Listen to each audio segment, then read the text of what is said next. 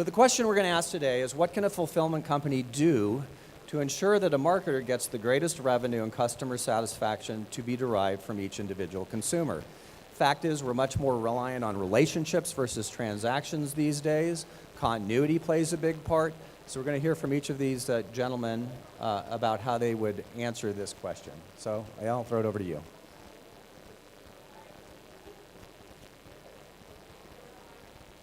All right, everybody hear me? Okay, thanks for coming to listen to this.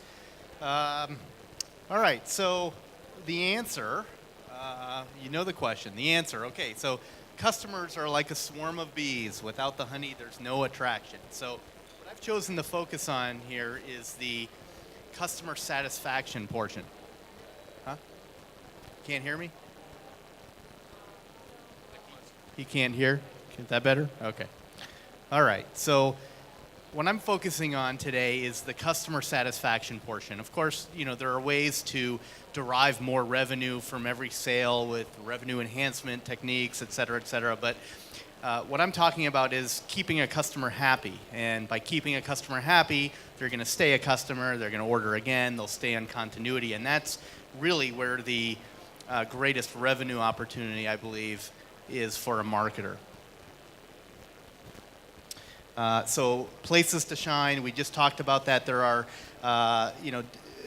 what a marketer does really affects how well their product, their campaign is going to be received. So that could be everything from selling style, the value of the offer, the ease of the ordering process, flexibility of payment and receipt. But those are all decisions that you're going to make really upstream of the fulfillment center. Although sometimes the fulfillment center does help with some of these things, we're not going to focus on those, but they do exist. So what do customers really want? And it's kind of simple. I want you maybe, actually, let's just take a second. All of you, close your eyes for a minute and think about a product that you would love to have that you can order online on television. Okay, maybe it's a toaster or that blender, okay? And you think about that. Now this is going to be a fun PowerPoint going forward because you're going to keep this product in mind, and this is what you're going to get. So what do you want? You want fast delivery. Everybody wants that. We're living in kind of this Amazon world now where you kind of expect it tomorrow, and pretty soon it's almost going to mean same day. So fast delivery. You've got proactive communication. Nobody wants to wonder, where's my order? What's going on with it? Has it been processed? Exceptional customer service if you happen to have to call in for any reason. And then if you do want to return, have an easy, streamlined return policy. And all of this is going to, if you do all these things right, you're making a customer happier and they're more likely to stay with you and come back. So fast delivery begins with fast fulfillment. Okay, so to start with this, you have to have a same-day fulfillment, same-day shipping philosophy. This has got to be kind of ingrained in your being, okay, as a marketer. So, if you want to speed up this process, you have to think of it that the order is going to come in and you're going to turn that order quickly. And so, you strap a rocket to the back and you move things along fast. Yeah, right. So how do you achieve same day? Okay, so the philosophy we just talked about, a lot of it has to do with technology. So, you got to think about maybe moving away from some of those older batch processes where every night at midnight the file goes to fulfillment and explore ways to get the order from the acquisition point into the fulfillment center quickly, because fulfillment obviously can't do anything before they have the order. So get that via maybe a real-time data feed or maybe frequent batch files essentially accomplish the same thing. Having those advanced systems to really get that order from receipt in that system out to the floor. And again, this is back to philosophy. Both you, the marketer, have it, the fulfillment center has to have it as well, because that's how we're going to design our process. So are we going to wait for orders to collect so that maybe it's a more efficient process for us to process all those orders tomorrow once they've all been consolidated? Or have we, because of philosophy, designed a process where the order comes into our system and is practically immediately available out on the floor to be picked, packed, shipped, etc.? And that's the process. Location is a big part of this, and there are different strategies to location. And my competitors here that I'm boxing with all have multiple locations. A2b does not. Outside of, we have Toronto, but in domestic U.S. we have one location. So there's different strategies, and obviously having bi-coastal or multi-location is a good thing. It doesn't always necessarily make sense for every client, depending on complexity, et cetera, but that's obviously great. But you can also accomplish a lot with one location, assuming that it's strategic. That's a population map down there, and all those lights are people. Approximately 80% of the population in the U.S. is east of the Mississippi. So by being kind of smack dab in the middle of where the people are, is a good thing. And sometimes a marketer's kind of focused on where the product is coming from. I would challenge marketers to think about where's the product going, because it's a lot more efficient to move product in bulk somewhere and then much smaller distances one by one. Logic-based shipping is another way to really accomplish a fast process. So leverage good technology that not only maybe picks the least expensive carrier, but maybe achieves your time in transit goal. So, one way to do that is to think about where am I shipping to, and let's say here the goal is 2-day shipping, and I chose that because that's a lot of, what an Amazon might do. Okay, so if 2-day shipping is really the goal, send it 2 days, and there's multiple ways to do that. But you can optimize what that really costs you by leveraging some logic and technology that's able to choose that logic. So for example, if you're located within close proximity of the consumer and can reach them via a standard ground offering, or maybe it's even a discounted parcel solution that will get there in 2 days, then let your system choose that option and benefit from paying the lowest possible fee. Then the ones that are further away, you have to upgrade to maybe a 2-day air at a higher rate. But on average, you've leveraged that technology to really give you a good result. Proactive communication. Okay, go to the customer. Don't make the customer come to you. That's an annoyance, and they remember that. So that can be order confirmation emails. We got your order. Shipment confirmation email. Here's the order. It's shipped. Here's a tracking number.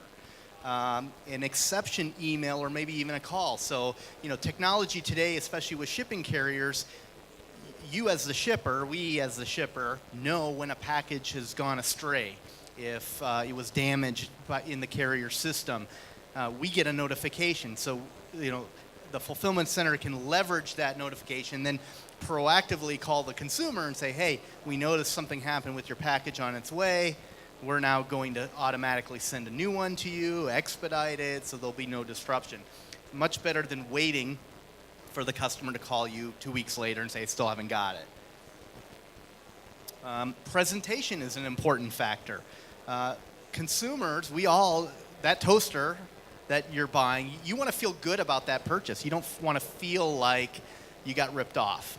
And one great way of feeling ripped off is paying $39.99 for that toaster, and then it arrives in a really crappy package that looks bad and shows that the company you bought it from chose the absolute cheapest way to deliver that package to you in its presentation. So, that's a good example there of, a very small package, and it could be that beautiful white box, or what a bubble mailer ultimately looks like when it arrives at your location. So which would you prefer to receive your toaster in? And the cost differential is often very small. I have a quick question on that matter. The overriding philosophy for DR products used to be throw it in a plain brown box. But now with Amazon and just, people looking at e-commerce as the equivalent of retail, do you see a change in that? Do you see a shift? I do. I think more marketers are realizing that investing a little bit, and we're talking a very small percentage of cost, in a better presentation ultimately pays off. And the customer satisfaction, we're talking about customer retention, continuity, things like that, but it's also the returns. If you get something that you don't feel good about, that's 1 point against who you bought from, and you're second guessing your purchase in general. So now there's a second problem, and forget it, now you're calling and you're returning. So that costs you in customer service, you're losing the sale, it's coming back, and it's all because you wanted to save maybe 20 cents on a package, and that just doesn't make good business sense. And I think a lot of people are realizing that now. Customer service is important. You've got to have that open channel of communication. Hopefully you're not going to get lots and lots of calls, but that's part of the purchase, and people expect to be able to reach out to who they bought that toaster from and get service support, answer their questions. So find work really closely with your partner. Find a good partner that understands the value in customer service and can do a little bit more than just Wizmo calls. Where's my order? Be able to have a little bit of product knowledge. Invest a little bit more in training so that when somebody calls, they feel good about their interaction with you. And it could be another opportunity to bond with that customer and sell them something again in the future. And apparently wearing a headset like that makes everybody incredibly good looking. Right. And this particular woman works for a lot of call centers, including ours. So,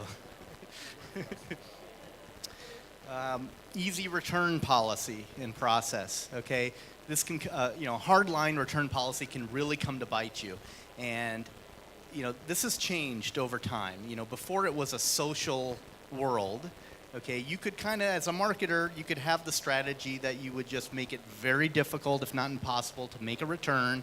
That would discourage the consumer from making the return, and you would keep your precious sale. But today, that's really, it's like suicide, because what's going to happen is that customer is going online, other potential customers see that, and you don't even know what you're missing. People are not ordering your product because of what they're finding. And it's unnecessary, because you make it easy for the return. You can even kind of make a sweet spot out of it by getting some incremental revenue back from what's otherwise a negative thing. So as an example, offer the return, try to talk them out of it, that's fine. But if they want to return, offer a shipping label, a prepaid shipping label that will save the customer time. They don't have to go to the post office, stand in line, and importantly, pay a retail price. Okay? You get that label much cheaper, and there could be a margin there. You could offer that customer for a convenience fee of $10. I'll send you a label, and you can get make your life a lot easier, and it'll be cheaper than what you pay at the post office. But that label might cost you $6 or $7, and now you've made a few dollars on a bad situation. You've prevented a worse situation by making somebody upset and mad. So choose your fulfillment partner wisely, and your customers will be jumping up and down, and that's what ultimately all of us want, is a successful partnership and relationship. Great, thank you, Ayal.